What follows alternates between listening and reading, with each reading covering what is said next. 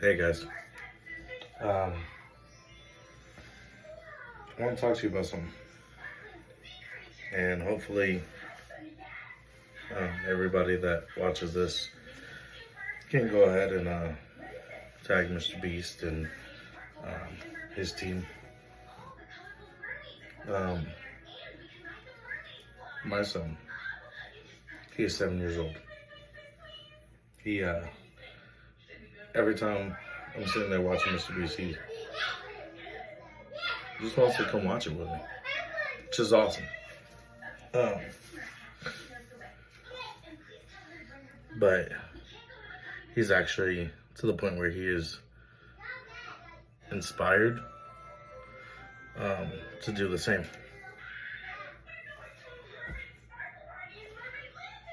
But before I continue with that, let me tell you a little story about this guy. March, he turned 7.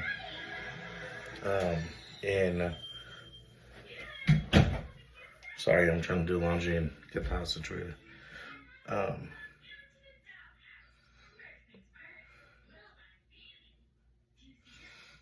In June, he was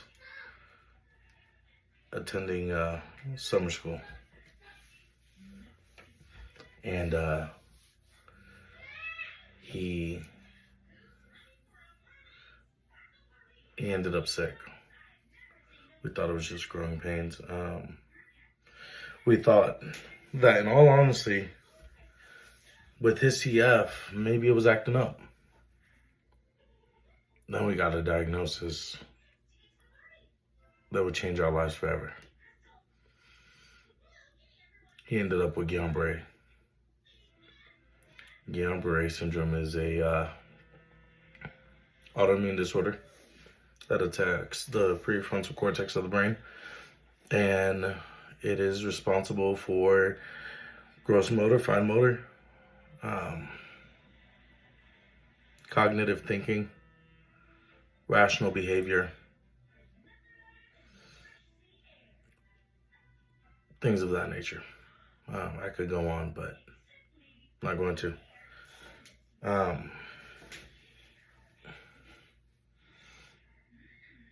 He sat there one day, and at first it was just, hey, Dad, my legs hurt, my arms hurt. We just chalked it up to growing pains for the first day. Then that night, he woke up about every 15 to 20 minutes, crying, screaming, in pain. So I took him to the doctors. And when I took him to the doctors, they said, hey, look, it's a viral infection. And I was like, well, that doesn't explain the pains that he's feeling. Well, it'll get better. Okay. That night, same thing. All over again. Except it was getting more constant. 5-10 minutes. Screaming.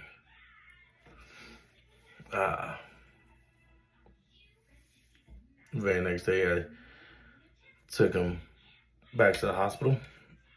And they said, hey, look, he's got strep. I said, what? Strep? I said, but that still doesn't explain his pains. And they said, well, that could be reactive arthritis. You know, it dawned on me, okay, well, maybe they're right. They're medical professionals. So they weren't. I ended up calling his team later on that night because he tried walking to me and he fell. Not just fell, he collapsed. And I knew something was wrong. So as soon as he collapsed, I got on the phone with his doctors and I said, hey, look, this is what's going on. I don't understand it. I said, you're the medical professional. And I know you guys are 4 hours away because you're his specialist for his CF. Please, someone talk to me, help me. And to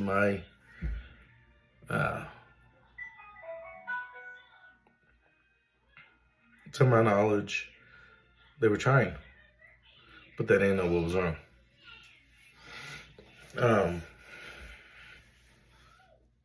So I took him in. They told me to take him in. He needed IV fluids. They weren't sure what's going on, but he was sick and he needed IV fluids. Very next day, the doctor comes in. Hey, look, it's just a reactive arthritis. He does have strep throat, but there's probably some other viral infection that's kind of hurting him, and it's all gonna pass. Okay. Well, by this point, they had him in PICU, and pumping him with fluids, pumping him with morphine, and we're like, okay, something's got to give. So we stayed the course that day. The very next day, we come in and, hey, look, it's the same thing. We're going to do an ultrasound, which they didn't get to do. They didn't have the equipment for it. But then the doctor, the very following day, decided that she was going to lie to me and say, hey, look, we did it. And everything came back normal. And I was like, no, you didn't. I've been here with him the entire time, aside from stepping out for a cigarette, which I didn't do often. So I stayed with him. Here's where it gets hard. Here's where it turns. The very next day, I go to drop off my other kids because there's only one car. There's one parent that knows how to drive. And so I had to drop them off at school. I came back. And on my way back, I've got mom, and we were dropping off the baby with his great-grandfather for about an hour, just so that way we could have mom see him. By this point, I was only gone like 30 minutes. I get a call from the doctor. Hey, look, we're going to be discharging him. The hospital is no place for immobility for a kid like this. He needs to be around his siblings. And in all honesty, that will give him the motivation to keep pushing. Well, me being me, that didn't sit right. I've been with this kid with his CF. I've been with him in this hospital, and I'm understanding everything that's kind of going on with him. So I decided to take matters into my own hand. I get to the hospital within 2 minutes, 3 minutes tops, and that includes finding a parking spot and literally running in. So I get in there and they're like, hey, look, we're actually getting ready to start the discharge paperwork. You came at a great time. We just need you to go ahead and sign it. And I sat there and I said, no, that's not happening. He's getting discharged. I live in Las Cruces, New Mexico. His team's in Albuquerque, New Mexico. I sat there and I said, no, that's not happening.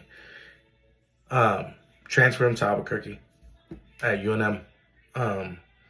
They'll be more suited to take care of everything. Well, everything's fine. You're just overreacting.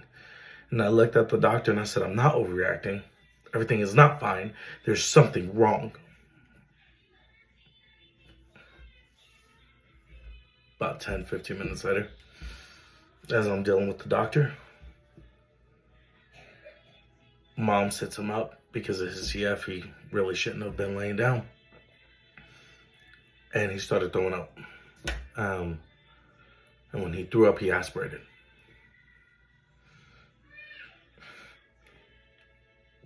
That was the moment that changed my life. Because I saw this happy-go-lucky boy that just seemed sick, fighting for his life. For 6 hours, it was touch and go. And we didn't know what we were going to do. He missed 2 helicopter flights to Albuquerque. Sorry, I'm getting emotional. It's my kid. He missed 2 helicopter flights. They finally got him stable enough that they were able to take him on a jet. Flew him to, in an ambulance on a jet. Flew him to Albuquerque. Grabbed an ambulance and took him back to the hospital. About a week later, they tried extubating him after intubating him. And his right lung collapsed.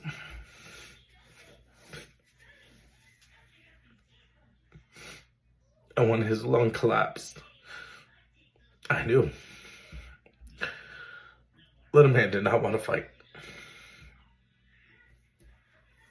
By this point, Mom walks up to him, and she's like, "Hey, everything's gonna be okay, kid." And I'm watching. I couldn't bring myself to look at him right away. Mentally and emotionally, I wasn't there. And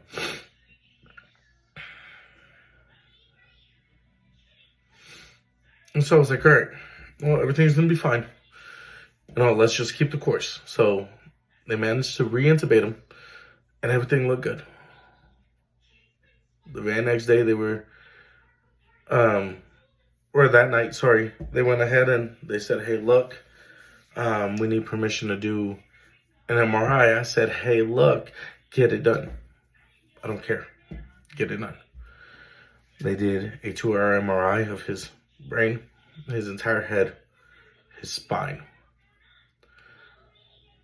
And they said that the minute that they did the MRI on his head, it lit up like a Christmas tree. They weren't sure what was going on. So I'm like, hey, what do we have to do? We've got to figure out a diagnosis. And they said, well, the next course of action, and we need to talk to you about it, is a spinal tap. And I said, you know what? That's fine. Do it. I don't care. Get it done. Obviously, I brought Mom in so that way she could be informed, and I went ahead and I signed the release. They did a spinal tap. The very next day, we come in and they're like, hey, great news. We have a diagnosis. Awesome. What is it? It's Guinean Barre syndrome. I said, well, what's that? And they explained it to me. I said, okay. Well, how do we treat it? They said plasmapheresis. He's going to need a lot of it, about 5 days. Each treatment that he did, when he did once every 5 days, or once every day for 5 days, each treatment that he did, if it would have been a live donor, had his body not accepted the synthetic plasma, would have been 200 donations of plasma. Which is why still to this day, I donate. I mean, you can't see my arm really, but right there, I donate. It's not just money, it's saving lives. And so, first day is going good, second day is going good. We get to the third day and he has an SVT episode. Those of you that don't know what an SVT episode is, his lung capacity dropped while his heart rate rose. Basically,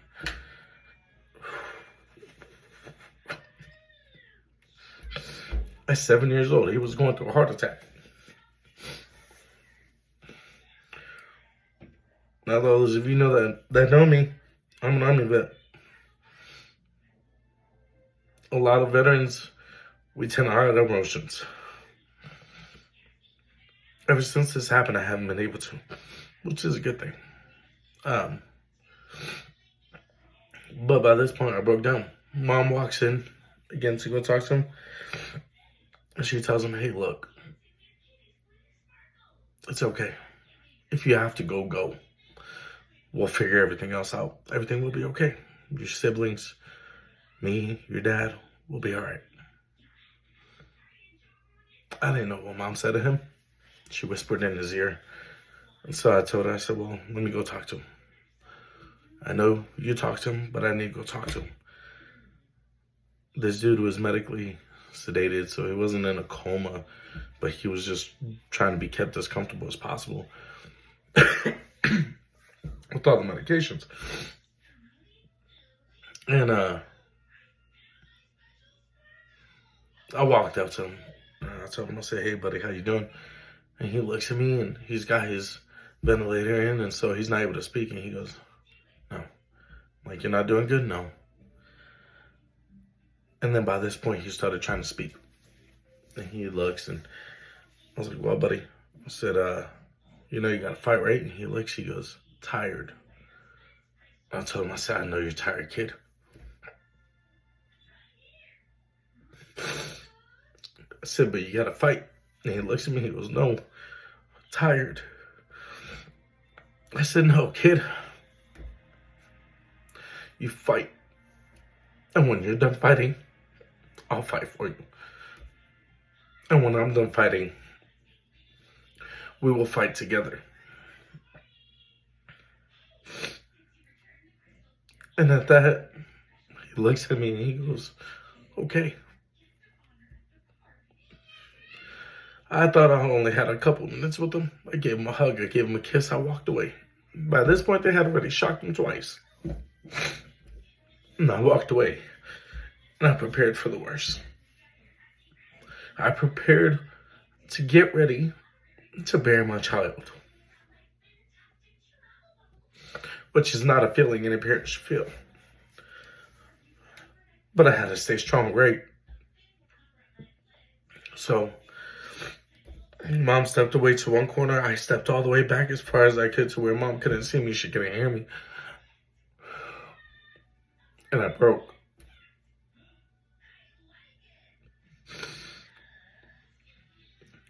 And when I broke down, I couldn't see anything. I got tunnel vision. I was angry. I was sad. I had a whirlwind of emotion come through me that I knew not how to handle. But I had to stay strong. So just as I'm telling myself, oh, hey, you gotta get back, you gotta get back, you gotta get together, the doctor comes in, and I'll never forget his name, Dr. Mateo. He comes in and he looks at me and he goes, hey, man, what'd you tell him? So I told him. And he looks at me and he goes, I need you to know something, man. I said, what's that? He goes, I need you to look up. And I looked up. And I just saw his heart rate from almost 300 dropping back down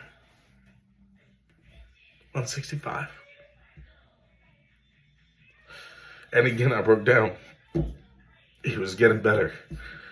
He was doing what I told him to do. But unfortunately, my landlord at the time, she kicked me out. And so I had to go back home to 3 other babies, pack up my entire house by myself, figure everything out as quickly as possible just so I could get back to him. And that's what I did. But this time I brought them with me. And we watched. And it was like almost as soon as I get over there, he looks at me, he's like, hey, Dad. I'm like, hey, bud. He was like, remember how you told me to fight? And I said, yeah. He said, you fight. I was like, I am. And he goes, now help me. Because now it's time to work. And I looked at him, I said, oh, you're ready to work, huh? He goes, yeah, I'm ready to work. And sure enough, I looked and I said, then we're going to work, man. They didn't expect him to be able to get out of bed, to stand up on his own 2 feet for 6 to 18 months.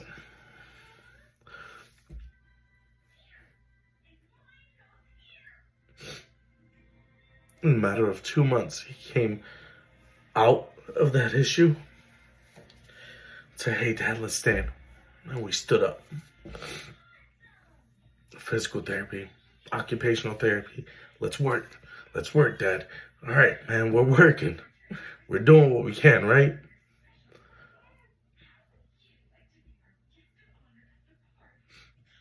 Then he sat there and he said, hey, Dad,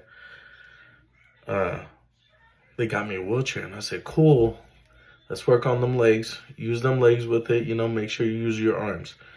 And he's over here. He's rolling around as fast as he can. Hitting his brakes, sitting here, skidding around. It was amazing. I sat there and I said, yeah, that's it. That's what we do, right?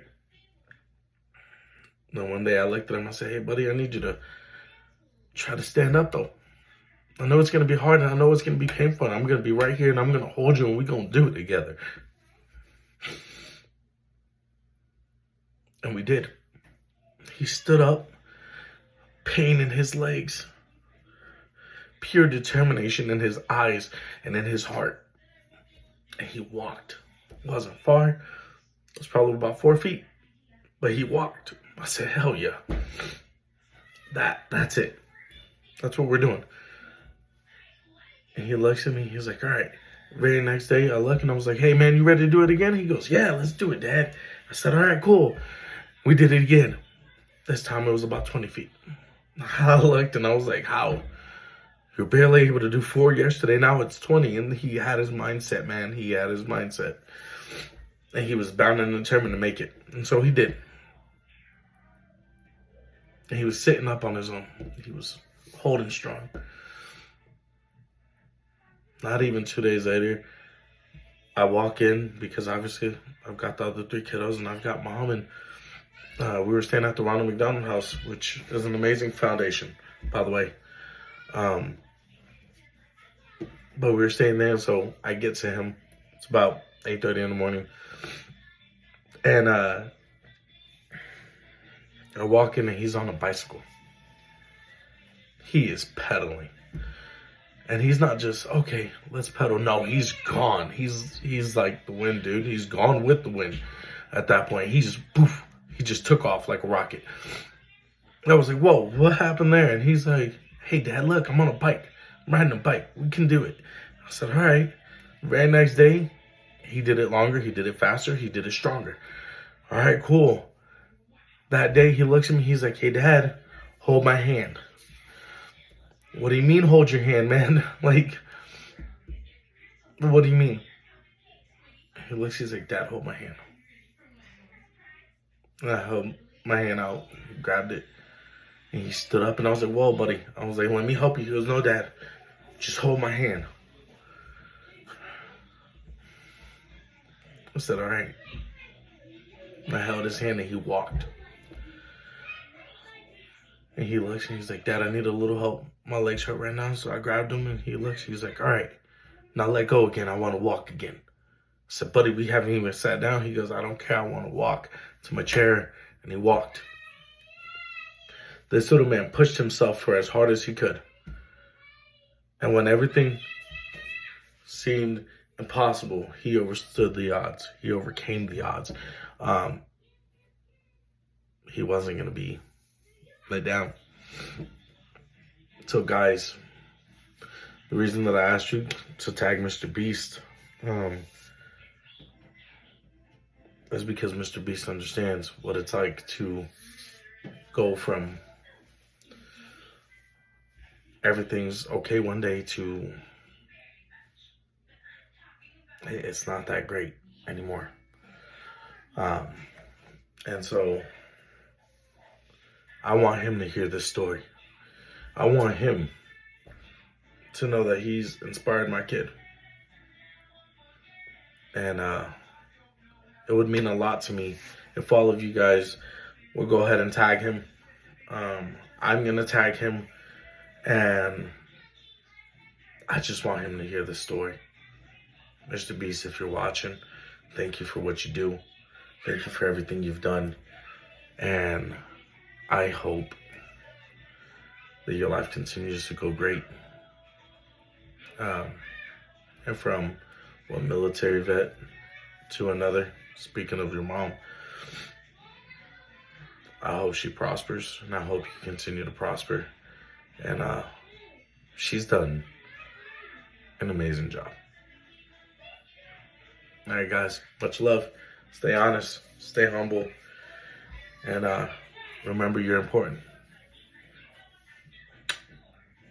Bye.